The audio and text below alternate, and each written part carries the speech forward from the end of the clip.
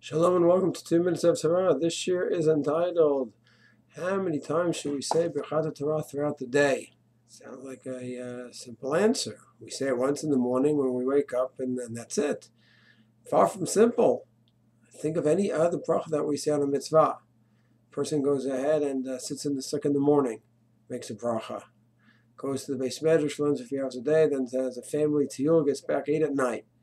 Will he make a new bracha leishev b'sukkah? Of course he will. Person goes ahead and puts on a tzitzis.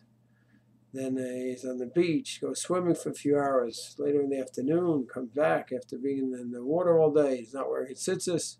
5-6 hours later, make a new bracha. So we have a hefsek. There's a gap in between the mitzvah and then the mitzvah again. So you make a new bracha. So why not over here by Birchat Hatorah? So the Shulchan Aruch has a fascinating line. And even though the Shulchan Aruch is not the level of a Chumash or a Mishnah where we extrapolate from every single word, in this case, that's exactly what the commentaries do. In Siman Mem Zayin Halacha Yudim, Hefsik Milil Mode, person stops learning, he's learning in the morning, a few hours, then he stops for business. For the next few hours of the day, he's going to be involved in business.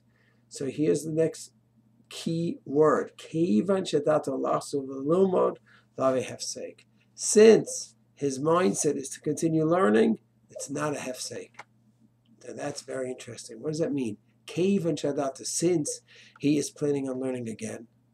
And what if that's not the case? What if a person has a beautiful setup? He goes to davening in the morning, 6 in the morning. He learns till chatzos every day, 12, 1 o'clock. Has a beautiful seder, 5-6 hours of learning. And then he's at work. He's a dentist. He's a business. He's a lawyer. He works hard.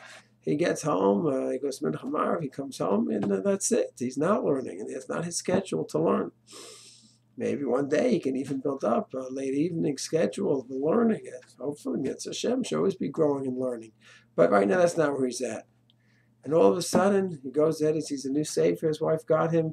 When he gets home, he says, wow, this is great, I want to learn it. So he did not have in mind to learn. So maybe it should be no different than any other mitzvah. We had Hesach Hadat, and now he's going to learn again. He was not going to learn. He gave up his focus on learning already hours ago. And now it's a surprise that he's learning again. So if you look closely at the language of Shulchan Aruch, since he had in mind to continue learning, so then he doesn't have to make it a bracha. Yeah, but this fellow didn't have in mind to learn anymore. So Magain Avraham says exactly that. Magain Avraham says, in such a case where he had no plan to learn, and now he's learning again, so it's Hesach Hadat, and he should make a new bracha, and he quotes the Rosh. Yet the Taz has 2 reasons why we should not make another bracha. One is he says a fascinating chiddush, that really the chiyuv of learning is not like any other mitzvah. You have a chiyuv to be learning all the time. Sometimes you're not learning. Yes, you have to be doing other things at times. And the second those other things are taken care of, your chiyuv comes back. So it's on you 24/7, but you have exemptions for business, for other things, involvement in the family, the children. And chesed, there's a lot of things that, of course, a person should be involved in and not always learning. But the second those things are taken care of, he's back to learning. It's a chiyuv always upon you. So even if you have hesach hadat for that moment and you're not thinking about learning and you're planning on learning again, hesach hadat is not a factor. Hesach hadat is only in those mitzvot where it's not always upon you. But a mitzvah which is always upon you, hesach hadat does not play a role, Taz says.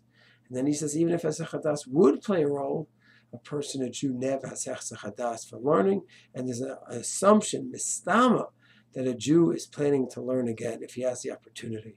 And therefore, even if he wasn't planning on learning, he learned till 12 in the day, and then the next day he's working and he has business, he has meetings, and suddenly chance came up to learn. He learns unexpectedly.